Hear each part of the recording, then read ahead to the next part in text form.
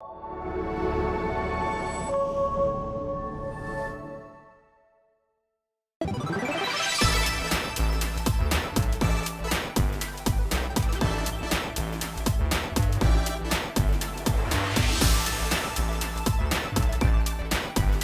the wide-open prairies to pixel-sized worlds, this is IndieQuest in the Prairies with Ali Secor. Hello, and welcome to another episode of IndieQuest in the Prairies. Today, we're joined by Trinh and Gerdine from Know Immersive Technologies, or KnowIt, the most clever name, I think, for studio we've had yet. So yeah, thanks for joining us. Thank you for having us. Yeah, well, and I'm really interested to hear your stories because you're a fairly new studio, formed in Lethbridge. Right? A lot of people are shocked to hear about any of this stuff happening in the region.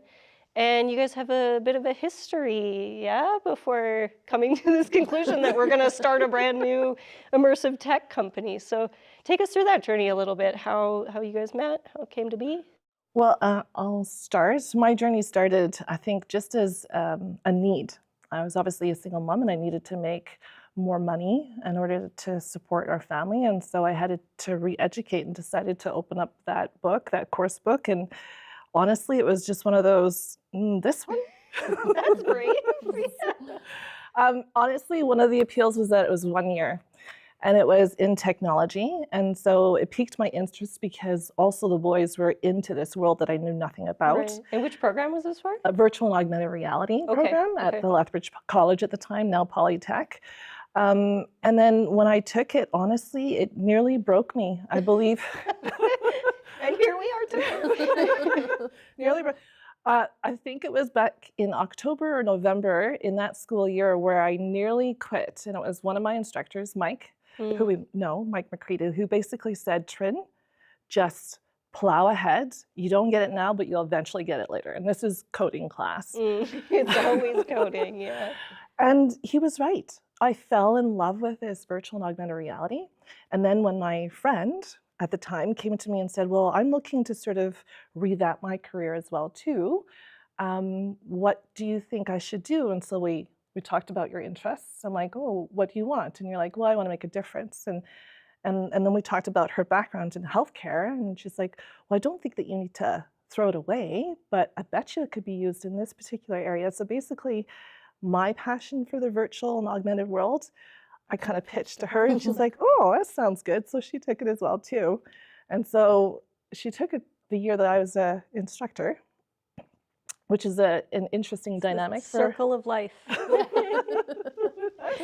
Puppet master. Well, and I love how you said it almost broke me. So anyway, I talked to Trinh or I talked to Gerdine and was like, hey, you should do this. Yeah, very convincing. Yeah. But I think we both know that anything that you do requires a lot from you. That's worthwhile, right? So we knew that it took a lot from us, but it also gave back a lot. And that's what I found. And then just the people. I never really, we're talking about these group of people that take tech or VR. Right. And I think we all know what we're talking about. There's a reason I'm so pale. Yes. There's just, they come with a different perspective, and that really broadened my perspective on how I behave and learn more from them and how they see either game, design, life, and what really impacts them. So that really brought a different perspective for me that I enjoyed. Right.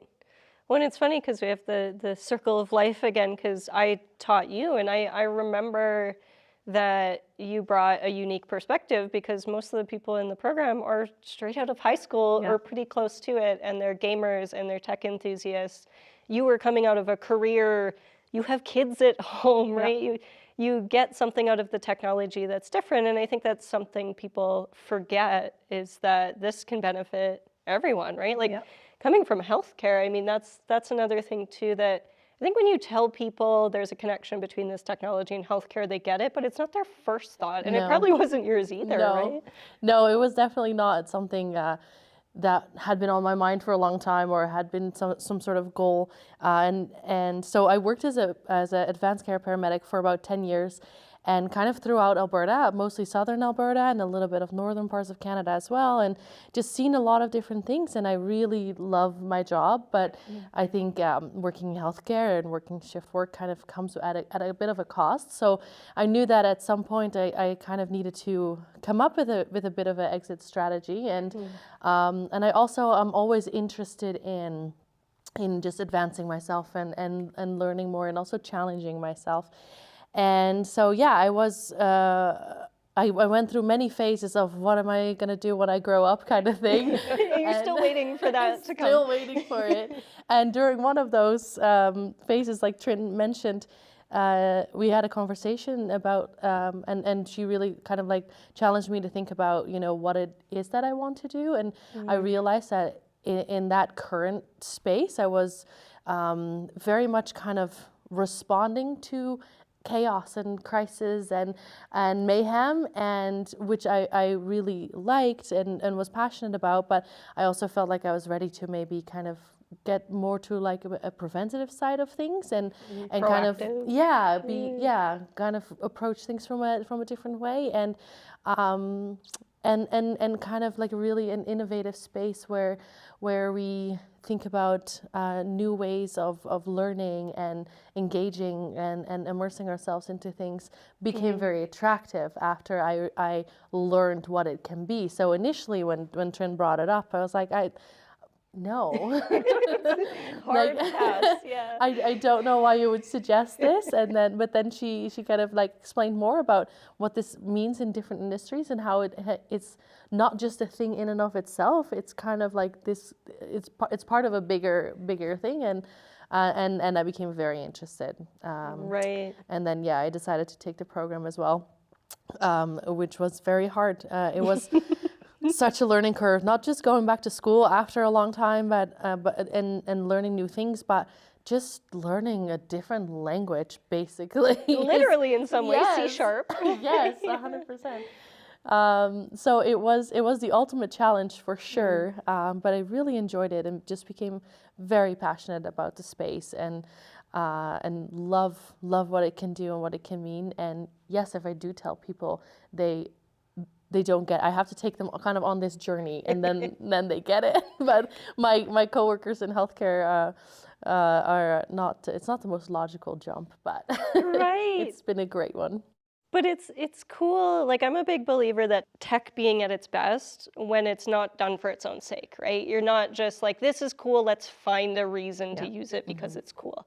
I'm an enthusiast, so I will do that, but that's not going to change the world, right? Whereas I find it fascinating that you came from like, I want to be proactive in making change. This tech can help me do that. Or Trinh, you've kind of always brought your background in education, I know, to things. And the thing with VR, especially now that we've got more of a handle on it, maybe we've learned that it can teach things in ways that like a PowerPoint can't, right? You have this immersion around you. You have things responding to you. You're isolated in a way in an experience. And to really pull that out, you kind of have to have a background outside of tech, right? To see the human impact. So I'm curious because I mean, you had this crazy idea, let's go back to school late in our careers, which is courageous in and of itself. But then we turned it into a studio. Right. How does that happen? By accident. As all good things do, yes. Do you know, when you get, I think Gerdine and I really were great friends because I feel like we love challenges and we love exploring new ideas and we love meeting new people. We do love that. And so just in the spitballing of ideas and saying, hey, you know, I know this person and they might really find value in this. And it was really by accident. We had a common person that we knew in mind that Gerdine was working with at the time. And he's like, oh, VR, what is that? Basically to Gerdine. And she explains to him and he's like, well, I've got this big, grant coming up. Can we do something VR in here? And then that's literally his words. Yeah, really. Do something VR. Come with a plan. This is why we need people like you to translate. So then she comes back to me and she's like, well, Lad says that, he might want VR. And I'm like, okay, let's do it. And she's like, okay. And we basically, He was the best client. Yeah. He was the kind of client that said something VR and then Yeah. took whatever we gave him essentially. I was happy. And was ecstatic, not only him, but then, you know, the client Right. that he represented, because they don't know this world. Well, to them, it's magic, Yes. right? You guys create magic. Exactly. Yeah. Yeah.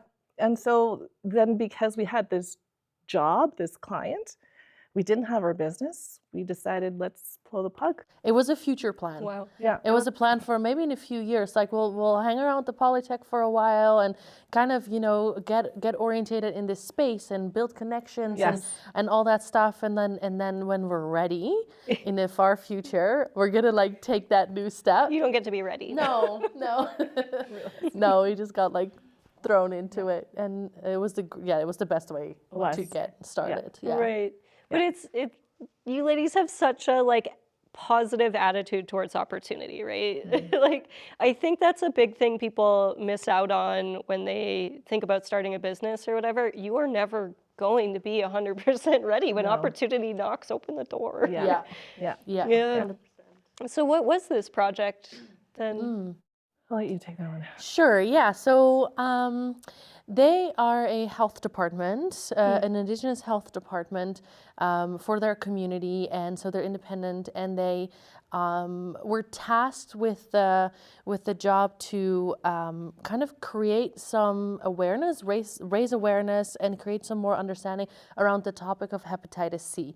So hepatitis C is a disease that is can be passed on, and they're trying to battle it, they're trying to combat it, and trying to treat it because there is treatment for it. But in order to receive treatment, you need to know that you're sick. You need to get tested, and in order for that, you need to know that that's important, and just understand a lot about this sort of disease. And what was unique about this project is that the demographic was very specific. So the demographic for this project was vulnerable population. So you're not only talking about people who don't have a lot of exposure to VR, but people who don't have exposure to like tech in general, or a lot of tech. And so that made it, from a design perspective, really, really interesting and challenging in a good way. But the main goals ultimately of this virtual reality experience was to raise awareness, but also to decrease stigma. Like, how can we just kind of be around topics like this and engage with it in a way that kind of the interesting part supersedes the stigma around it, like because it's fun, or it's immersive, or it's enticing, and now I want to come and learn more because I got to put this headset on, so I'm just gonna take that chance, kind of. So that was kind of the goal. So we started with the idea of gamifying it, which is fun to do in virtual reality, and also sort of give people the chance, an opportunity to do something that they could never do in real life, which is go to the inside of your body. So kind of create this space that represents, you know, where this disease happens in your body, and in an animated way, and that give them a chance to be in that world and to fight this virus, you know, in a fun way, literally shoot the virus and fight it, and learn also information while they're playing. We know that, you know, from research and stuff, that when you're having fun, when you're engaged, when you're immersed, information sticks in your brain much more than when you're just reading or just listening to information. So that was kind of our goal, like, oh, if we can, you know, enforce small bits of information in a gamified way, then it's gonna stick. And also just get people talking, like play this game, and then afterwards you can talk about it. Like, what did you pick up on it, and learn about it. So that was kind of the main part of this project. And do you want to tell about the 360 request? So there's a second part. Oh, surprise. Oddly enough, he didn't know much about VR, but he knew about 360 video. I guess people's gateway is 360 video, especially on YouTube. They're familiar with it. Right. They understand the immersive kind of aspects. Yes. Yeah. And because this was a cultural project, because we were doing this with the Piikani Nation, that was very important to them. That was an aspect that they absolutely wanted endorsed within this particular project. And so the ask was, could we film a smudge ceremony, basically blessing this particular project, Oh, cool. and then educating the people that would go into this experience to know that they have a support system of the elders and the community behind their health pathway. That's very cool. Which was really cool. Wow, yeah. And so just to be even a part of that, that was a Waterton 3-day film, 2 of which were rainy, I'm pretty sure. It was really wonderful, but at the same time, I think you had a very serious conversation. I'm sure you ladies here can appreciate that putting together a filming session, you've got a lot of logistical nuances to take care of and timing details to. And there's no behind the camera. So a lot Not of a those things. 360, yeah.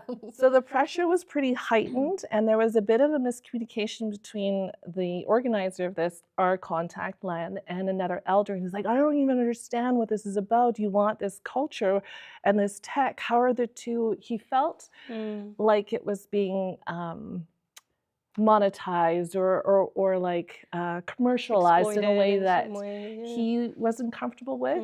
But honestly, that was probably a pain point which I found led to a really beautiful understanding between you and this elder. And he actually said wonderful things about how tech can be a partner in connecting culturally when he was filming. So that was really great. Yeah. While we met with adversity and difficulty in understanding, I think we came to communication, conversation, and understanding at the end of it, which I really loved. Which is the most you can ask from this kind of thing, right? Because I do actually get where he's coming from, especially right now in the period wherein we're talking about AI, right? And the topic of human creativity, human labor, human ideas being exploited, and all of this stuff, and having to reconcile on a large scale. But culturally, Native Americans have experienced this for much longer in many more ways than a lot of us have. So that's quite interesting and quite challenging for your first project as well, to have to kind of bridge that gap, and I assume it went well since the project went through. So there was, and it just was a lot of communication in the end, like a lot of also just really building that connection and that trust, right? Because that's just what you have to get to trust back and forth. And in the end, I think it was very rewarding. Like, it was a challenge, but like the reward was definitely worth it, and also just exciting. And one of the things that they got excited about too was like the preservation, you know, of certain things and of language, and kind of like, oh, but we can also do this, or we could also do like kind of you see that you saw that moment when of that spark happens, and then they're sharing ideas, and then we're being your advocates essentially. Not that we're wanting to replace, we're just wanting to enhance or complement what already exists. I think the main thing too is that not everybody can be a part of a smudge ceremony. So the accessibility of it now is way more available to others. And so I think they really like that idea. Now, I'll come to say that we are a company that comes into the nation, but Gerdine had built an entire reputation and relationship prior to this. And I think that that's probably one of the reasons why this did work. I would be really hesitant to just go in blind, because there's a lot of understanding that might get lost and broken relationships as a result of it. But I think that was really, really pivotal in this particular project. Yeah. Well, and you never know where that can go in the future, right? In terms of not just the project and your relationship, but also them looking forward to positive ways that maybe this technology can be used. Maybe they can use it themselves to tell their stories the way that they want to tell them. And it's very cool the impact a project like that can have so far beyond just the headset, right? But I am curious, once the project was completed, is there like a public play test, so to speak, that you did? Is there a location people can go to try this? What was that like? It was directed by our Lan, right? And so he kind of booked the Pincher Creek theaters and brought in the entire health department and community members, and they tried out the experience. And we also did a presentation of what that would be like. And then there was another launch day, what he calls Know Your Status Days. And basically it's open to the entire community for people to come in and access certain resources like blood tests and get certain treatments or medications and stuff. And so they came, and that last day we must have put, I don't know, over 40 people in a headset. Yeah. Busy. And of this demographic that he wanted to target, and just the different, I wish we'd filmed. That's one thing that we're going to do better come 2026, is that we need to record some of these things for ourselves to look back on and just to get feedback on. But the expression on these human beings that go into the experience, and they've never been, it's my favorite. I say that a lot, but it's true. This is my favorite. Watching a human being who's never been in VR put on that headset and be totally blown away by what they see. The open mouths always get me. And the excitement and the arm movements, and honestly, it was one of my favorite things for sure to watch. And to know, I think this is why we do what we do. To know what you do makes a huge impact on someone, even if just for a moment. Yeah. Right. But I don't believe it's just for a moment. Yeah. Well, and it lives with them. So right now it is their product, and so what we do as well is that because you're dealing with people who don't necessarily, like I'm talking about the health department, they don't necessarily have experience with this kind of tech either, right? They don't have it in their arsenal. So what we do is we give kind of like a manual and a little bit of like a workshop, just for the basics of like how can they manage this? How can they manage the headsets? What is like, how do you teach people to go into this experience, and kind of like the basics of that. And then we're also going to be available, of course, for them to help out. But they have these days, sort of these Know Your Status days, a couple times a year. So those are probably moments that they are going to deploy this. And but yeah, it lives with them. So it's up to them where to use it and how to use it. Well, and it's so cool how. So you build this thing, right? Like when I explain to my parents, let's say, building a VR experience, and they have this, they imagine, okay, you sit at your computer and then you have this piece of software that's on a headset and people use it and it's over. There's not this understanding that, no, that's a thing that's like out there now and people will interact with. And also I found it funny you mentioned like we had to teach them how to teach people how to use it, right? Like, there's all of this stuff, and I think people forget VR has been around for, 10 years now in its modern kind of form. People forget that we haven't figured it out yet. Yeah. We're still in a very experimental phase. In fact, in my opinion, I think we should be more experimental. It got commercialized so fast that there was this belief that this is all it is and all it ever will be. But you're experimenting with like, how do we implement this? What stories do we tell? How do we tell those stories? How do we record those stories? And I wish people would do that more, right? But there's this understanding that it's like, it's a game on a headset. I put it on and I play it and it's over. Yeah. And it can touch so many people in so many different areas. And I'd be curious if, like, somebody who tried your experience or somebody at the health department who maybe was like, I thought Gerdine was a little bit crazy when she said she was going to leave and do this, but maybe I'll do it. Maybe I'll try it, right? You never know. Yeah. You even said, like, excited when it touches people for a moment, but I don't believe it's a moment. And I think that's a really interesting way to look at things. Yeah. But I assume for you as well, that was the moment where it was like, we have something. Yeah. Right? Like, where do you go from there? Yeah. You look for, it brings you with, so when we do this project for the Piikani Nation, then we get invited to other places where they want to showcase this. And we were just up at Liver Conference where other nations were also invited. Conference. Is it about livers? Yes. Like, actually? Yes. Yeah. Wow. Really felt out of place there, but you didn't. No. You didn't. I didn't. LiverCon. But Again, I think that because we've been sort of protected in this tech community, what I think is normal, right, and kind of, understated, is not in the liver community, right? We bring it to the liver community like, you can do this, and I'm I like, can yes. go inside of a liver in this headset. Yeah. One of the people that were in attendance there, she was also there to share her lived experience with liver hepatitis C. Yep. One of the things that she said, because they saw we'd done a demo in front and did a presentation, and then she said, when she went up there with her lived experience, she said, that was so amazing for me to see. And the one thing that she really loved is that playing this game gives me agency over my own body. That's interesting. Yeah. And it just stuck with me that it might be just a game, but for her, it was agency because of her lived experience. She just felt like she never had agency in how her Hep C was being treated. Yeah. Right. It really, that clicked something in my brain because gamers always talk about how games bring them a sense of escapism, a sense of empowerment, right? They feel attached to these characters, attached to this world, and they can engage with it.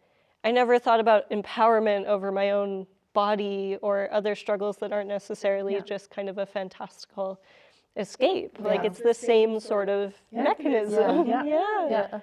Yeah. Wow. So it really impacted me. I thought, oh, this is a game that we're putting together. But when she said that, I'm like, you know what? This is meaningful for someone who struggled with a disease, a chronic illness all of her life. And this has helped her to see a different perspective and given her some ability to speak up for her own body, essentially, and what's going on. So I just really, that meant a lot to me. Yeah. That's so cool. Well, I sometimes hear people speak about like, well, there's games VR, there's entertainment, and then there's enterprise. Like we draw this hard line. But the funny thing is, I'm sure both in terms of the technology that you use, and I'd like to ask a little bit about that, but also the like design theory, it's game design. Like it's just like visual communication. It's just a means of delivering information, of making someone feel or think a certain way to create an experience. You can use that however you want to say or do whatever you want. And did you find that, like, I know the VXR program was quite open between entertainment or enterprise, if we continue drawing that line, but did you find that came naturally, kind of taking these concepts of like gamified language and systems and tools and translating it for what you're doing? Was that a natural inclination, or did you have to kind of find a different way to think about it? I think for me, it was quite natural, but I think it's because of the perspective that I come from. So I think because I'm not coming into this space as a veteran gamer that has all this experience within, this you don't have the bias sort of, so it's new to me anyway. So it's not like I'm reschooling how I think about things. I'm coming from a perspective of how can I make this concept tangible for a certain demographic, for a certain client that's going to be using this. So I think it was quite natural to just apply the concepts that I was learning in school in this way, because I had never really done it in a different way. Right, which is nice, because then you don't have to like compete with that part of your brain. Right? Yeah, exactly. Well, and I know, Trinh, I remember you telling me like your sons play games. Yeah. So you had some exposure. Did you have to, you had the opposite from Gerdine, or did that come natural too? You know what, when you say, was it natural? I would say it was necessary. When I think of building an experience, I think of it building it, who am I building it for, right? So the audience is usually really important. And because we had narrowed down our audience, we knew who we were building it for. But I'm not going to set up a whole new system. I'm going to borrow from, a well-torn path that others have before me. I mean, you've already done it. I'm just borrowing it and using it where it best applies to this particular enterprise. I think it is game design, just for a different industry and a different purpose. Right. And I love that we're starting to slowly see the walls around what makes a game crumble. And I know some people get really defensive, really precious about the word game, but those concepts, those tools, the way of thinking, the design language and stuff can be appropriated and used in a lot of ways, and it opens up avenues to things like this that we've never done, right? So yeah, I think it's very cool that you've sort of embraced the intersection there, rather than oftentimes enterprise companies try to stay as far away from the word game as possible, and game companies stay as far away from, right? And it sounds like you kind of comfortably sit wherever you need to make the best experience. Yeah, for sure. Yeah. So after this project, because this was the first project, right? Yeah. Yeah. What's further down the line? Well, what we have already completed. We're in project 2 in the. It's already in the. So this company started back in February 2025. So we're not even in our year anniversary yet, and we've already completed a project with the Polytech, Lethbridge Polytech, called She, and again, also a meaningful project for us both. For She stands for Sexual Harassment Experience. It's about bringing to perspective or POV of female athletes who experience sexual harassment on a regular basis, and enabling the demographic or the targeted demographic of men between the ages of 18 and 25 to experience this, so that they can come to terms with what these female athletes have to experience on a day-to-day basis. It's a really challenging, vulnerable kind of demographic there, Yeah, and this is brought to us by Carmen here at Wellness Center, and she was very specific. That was her target. She didn't if we got other people from outside of that target, that was great, but that was her target. And the one thing and this was her idea, not ours. I just don't know what's going to reach these human beings. Maybe video games, maybe VR. That seems novel. So again, another client, maybe VR, and let's do this, right? And honestly, I think it was really well done. I thought I was a little skeptical because of that demographic, whether they thought it would be impactful or not. But I know now, through watching them go through the experience, that it has generated a ton of conversation, a lot of mindset shifts, which is, I hate to be a skeptic, but I thought was impossible. You would think they're going to play it just because it's fun or funny or the things you don't want. But that's maybe what gets them to try it. But then when they do, it switches. I think the big thing, and this is what I love that we did this project, because I think this opens an endless sort of world of opportunity, because this was to me an empathy building kind of experience. And I think that we can apply that to so many different topics and so many different kind of areas. And this was just kind of it was always something that we talked about, during the earlier times, that would be so neat to use this medium to help people get an understanding of what it's like to walk a mile, but we never really seen it done, or we hadn't done it. It has been done out there, but we hadn't really done it or read a lot about it. But this was kind of the proof that it really works, that it's something that has effect and does make people think and change their mind and even just open their eyes to things. Well, and I'm trying to remember the acronym. I probably should, but I think it was DICE, the things that make VR a powerful medium over a lot of other things. It's empathy. Dangerous, impossible, counterintuitive, and expensive. I'm glad you listened in class. Clearly. You taught me that, actually. So one of us retained it. But that's a really good example of, you could probably show those boys PowerPoints all day. Right? You could have somebody come in and speak, and it probably would have some impact, but and as all women here, right, we know it's a little different walking down a dark street or hearing jeers and catcalls and stuff. It's different when you're standing there and hearing it and experiencing it. And VR can bring us a little closer to that. It's never going to replace it. But I'm really interested, how did the boys react? How did these men react when you put it on their head? Was it jokes and jeers? There's a lot of stories. Yeah, I do. I do. Yeah, there was many different sort of reactions. It's funny because we have somebody that worked with us on this a lot. Tate. He was also present. We did a couple rounds of testing, and we did it all at the Polytechnic, so that we could use the demographic for like testing for throughout the development. And it's funny because when you're introducing this, it feels almost a little bit awkward, or like it's just like a little bit tender, you know, how you talk about it.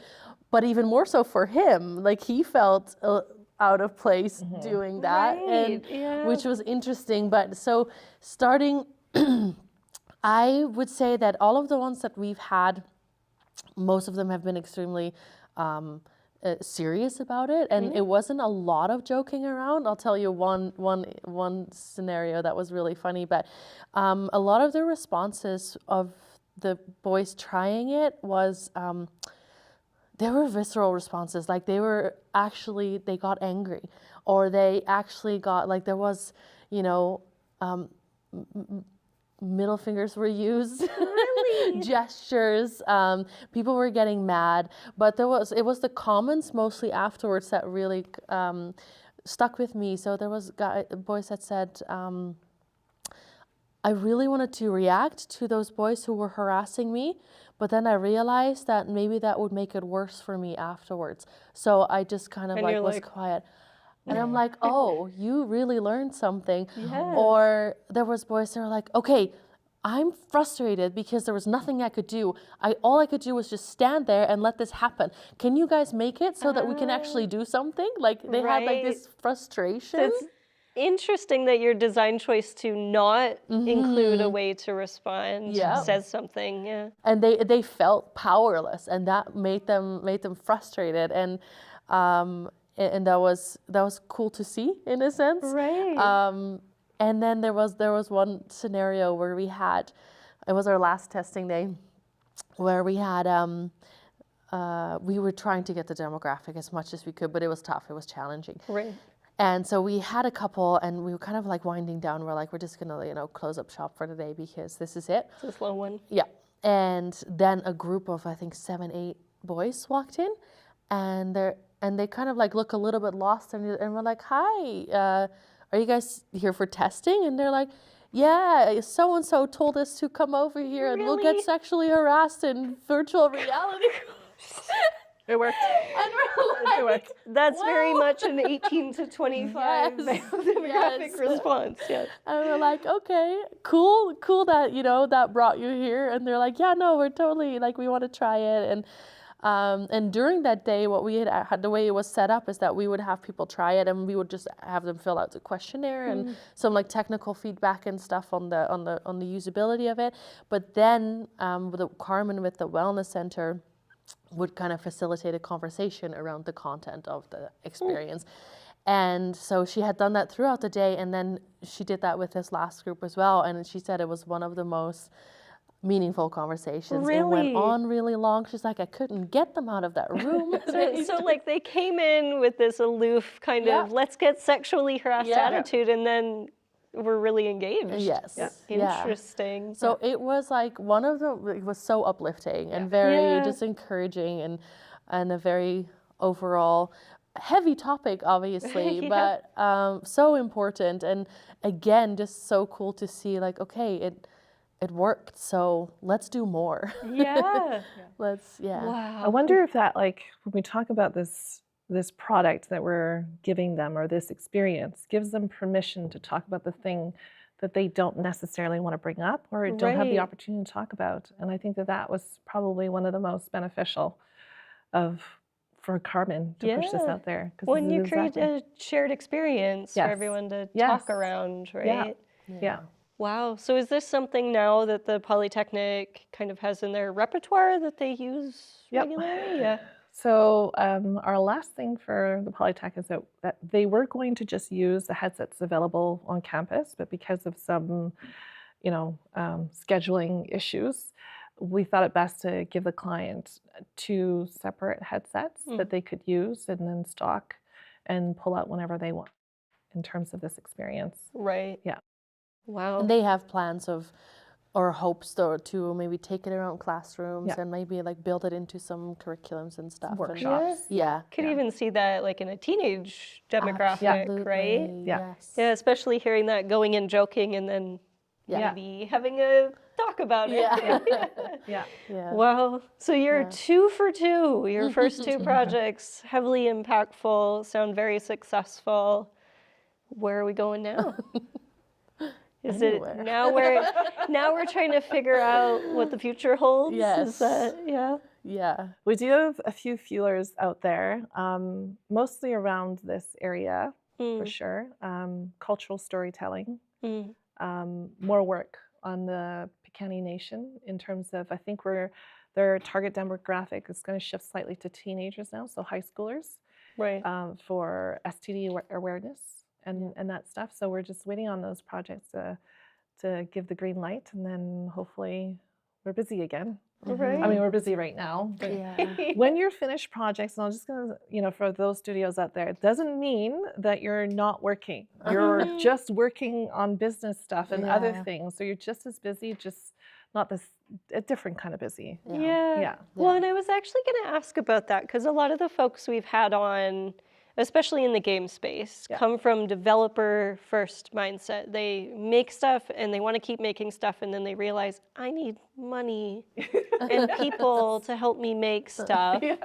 I better start a business, I guess. And it's always this like begrudging, and I'm speaking wholeheartedly about myself here.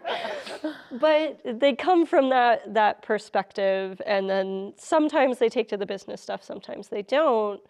Was that your experience, or was it a little bit easier to navigate, maybe a little more willing? I think that's where we kind of draw from our experiences, while different, that are conducive to having a business together. With some of my background in business itself, working with my husband, he was a doctor, self-employed, and so you handle a lot of that stuff. And then I had other business administration jobs as well too. This, to me, comes a little second nature. Definitely a lot easier to take on than developing initially was for me as a student, for sure. Yeah. So this part is the easy part for me. Yeah. This part's kind of like it's the easy win. It's easier than the what is wrong with this code? Why is this not working?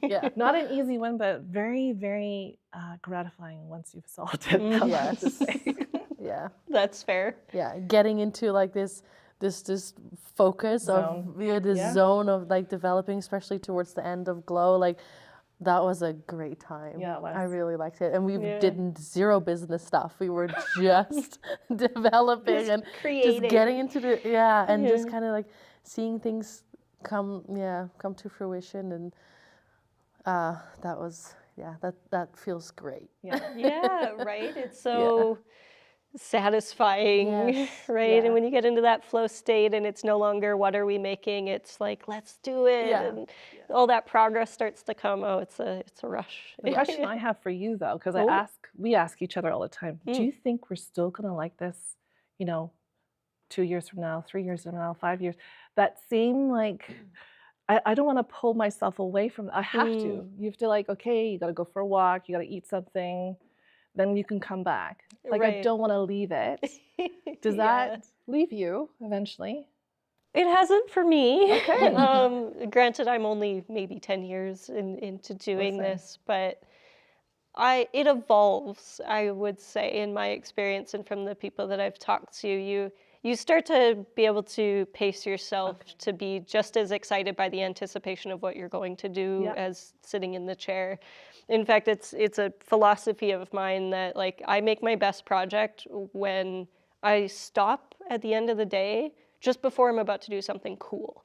Because then in the morning when I come back, I'm excited to do the thing. You don't come back to like a bug or something like that, right? So there's always that anticipation, but then you also train yourself to be able to leave when it's exciting, knowing you can come back to it. So you kind of build a little bit of resiliency, but I love it just as much as I did. It's matured now. I know it's hard, and right, you don't have the starry-eyed vision of like, I'm just gonna drag this in here and it'll work and it'll be amazing. But you find the joy in the problem solving. You find the joy in the like watching somebody play what you've built, even if it's janky and buggy and don't go that way because that's not done yet. But they have fun. You find the joy, and so I would say yes. Like you both seem to have so much passion, not just for developing, but for like the people that you're building these things for, right? The difference that it makes, and that's the thing that won't go away. You know, technology will always change, but it's what we do with it that matters at the end of the day. So to turn the question back on you a little bit, I am curious with that philosophy that you have and coming out of like, eventually we'll form a business. No, we're going to do it now, right? Like you're on the road before you're ready. What does KnowIt look like 5 years from now, 10 years from now, if you could crystal ball? Technology notwithstanding, we don't know where that's going, but. This is where we share our like ridiculous dream list. I already put a board on our Milanote. It says sandbox. I've got to start. Of Did course, you put your yacht on it? Documentation. Classic Trinh. I feel like it's something that I would love more people to enjoy. So as a company stance, I would like to have more employees and people enjoying the same work and building the same things that we love building, and to give that industry, the industry and the students who are coming out of post-secondary institutions wondering what they can do. They're so talented, by the way. Right. Students are so talented. We lose so many of them. I know. And so enthusiastic, and they bring a new perspective. I want us to be a place that they can go to and say, hey, I'd love to work for KnowIt. So asking about 5 years, I want us to be one of the companies outside of yourself. We'll compete for talent, it's cool. But like, I want to go there. So that to me is definitely one. To make it as accessible to a wide range of industries or enterprise or clients, to know that if they wanted representation in this space, that it's readily available to them. Right. So I think, to me, that's the number one, is I want more people to realize they can tell their stories and have influence as much as in the real world in this area, and how impactful it can be given those examples we gave you today. Right. And I think one of the, what ties into that is not only making like the medium possible, but also, or accessible, but also utilizing it. So like the tech itself, making sure that there's not only like these niche areas, or like the most expensive programs at the Polytechnic where you can take these courses when you're privileged enough to be able to take it. I think just like making this just so accessible as a tool for like anyone, any demographic, any place, anywhere, would be tying into that, I think. Right. So tune in for our next initiative, because that ties into that as well too. No, we're working on maybe a pet project that hopefully we can make this idea tangible or more concrete. Is that we're hearing about it here first? Is this, yes. Okay. Stay tuned to your second season.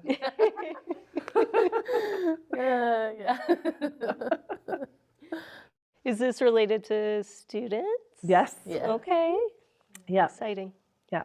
When we spoke with Alyssa in a previous episode, and she mentioned how pivotal on her journey that is, to have experience, to have people to look up to see the opportunities, right, to be able to explore her own creativity and her own pathways. And I mean, as teachers, people who worked at the Polytech, right, like, we know there's a gap between post-secondary and industry, and the definition of industry itself is even changing. And so having places where students can go and work on these projects with impact with deadlines. Not grades, but deadlines. Yes.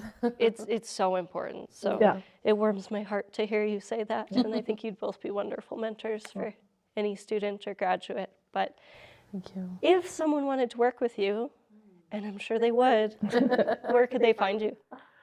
Well, you can reach us on our website at www.knowimmersivetech.com. Both of us, well, not me recently, but both of us should be on LinkedIn. Oh, yes. Somewhere. I'm coming back to it soon. Yeah.